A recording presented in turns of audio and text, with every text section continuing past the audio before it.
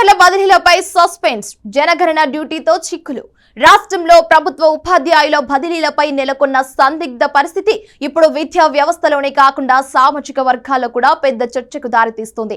ప్రతి సంవత్సరం బదిలీల కోసం ఎదురు చూసే వేలాది మంది టీచర్లకు ఈసారి పరిస్థితి పూర్తిగా భిన్నంగా మారింది. ఎందుకు అంటే ఒకవైపు ప్రభుత్వం సాధన బదిలీలకు అనుమతిస్తూ జీవో నెంబర్ 38 జారీ చేయడం, మరోవైపు జనగణన విధుల్లో ఉన్న ఉద్యోగులను బదిలీ చేయరాదని నిబంధన విధించడం వల్ల ఒక విచిత్రమైన పరిస్థితి ఏర్పడింది. దీనివల్ల ఎవరికి స్పష్టత లేకుండా టీచర్లలో గందరగోళం పెరుగుతుంది.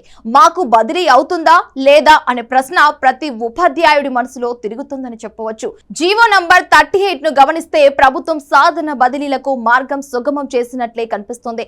కానీ అందులోని కీలక షరతు మొత్తం ప్రక్రియను ప్రభావితం చేస్తుంది. రాష్ట్రంలో జనగణన విధుల కోసం భారీ సంఖ్యలో ఉపాధ్యాయులను ఎంపిక చేశారు. మీరు కేవలం తమ పాఠశాలల్లో బోధన చేసే బాధ్యతలకే పరిమితం కాకుండా దేశానికి అత్యంత కీలకమైన జనాభా లెక్కల ప్రక్రియలో భాగస్వాములు అవుతున్నారు. ఈ ప్రక్రియ 2 విడతలుగా జరుగుతుంది. మొదట హౌస్ లిస్టింగ్, తరువాత వ్యక్తిగత వివరాల సేకరణ. ఈ 2 దశలు పూర్తయ్యే వరకు ఎన్యూమరేటర్లను, అంటే ఈ పనిలో ఉన్న ఉపాధ్యాయులను వారి ప్రస్తుత స్థానాల నుంచి బదిలీ చేయరాదని కేంద్ర ప్రభుత్వం స్పష్టంగా ఆదేశించింది. అదే కారణంగా రాష్ట్ర ప్రభుత్వం కూడా జీవోలో ఈ నిబంధనను చేర్చింది. అయితే ఇక్కడే అసలు సమస్య మొదలవుతోంది. ఏంటి అంటే రాష్ట్రంలో పెద్ద సంఖ్యలో టీచర్లు జనగణన విధుల్లో ఉండటంతో వారిని బదిలీ చేయకూడదనే నిబంధన వల్ల మొత్తం బదిలీల ప్రక్రియ ఇట్ సెల్ఫ్ నిలిచిపోయే పరిస్థితి కనిపిస్తోంది.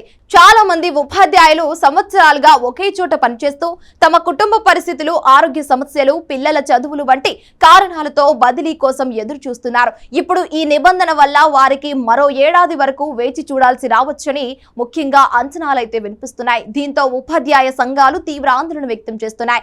ఇక టీచర్ సంఘాల డిమాండ్ కూడా ఒక రకంగా ఆచరణీయమైనదనే చెప్పవచ్చు.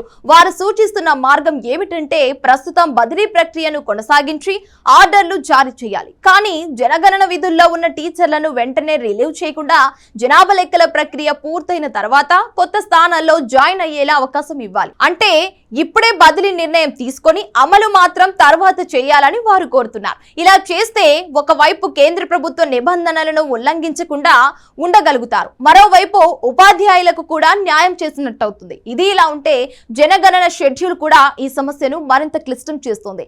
ఎందుకంటే కేంద్ర ప్రభుత్వం రూపొందించిన ప్రణాళిక ప్రకారం 2026 ఏప్రిల్ నుంచి ప్రారంభమయ్యే ఈ ప్రక్రియ 2027 ప్రారంభం వరకు కొనసాగుతుంది. అంటే కనీసం వచ్చే ఏడాది మార్చి వరకు ఈ విధులు పూర్తి కావు.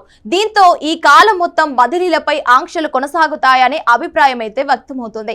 ఈ నేపథ్యంలో ఉపాధ్యాయులు తీవ్ర నిరాశలు ఉన్నారు. ప్రభుత్వ పనిలో భాగంగా పనిచేస్తున్నందుకు మాకు శిక్షలా మారిందా అనే భావన వారిలో వ్యక్తమవుతుంది. ఇక ఈ అంశంపై తుది నిర్ణయం తీసుకోవాల్సిన బాధ్యత విద్యాశాఖపై ఉంది. ప్రస్తుతం విద్యాశాఖ సెక్రటరీ యోగి తారణ విదేశీ పర్యటనలో ఉండటంతో నిర్ణయం ఆలస్యం అవుతోందని చెప్పవచ్చు. ఆమె తిరిగి హైదరాబాద్ కు వచ్చిన తర్వాత ముఖ్యమంత్రి రేవంత్ రెడ్డితో సమావేశమై ఈ విషయంపై చర్చించి తుది నిర్ణయం తీసుకునే అవకాశం ఉందని సమాచారం.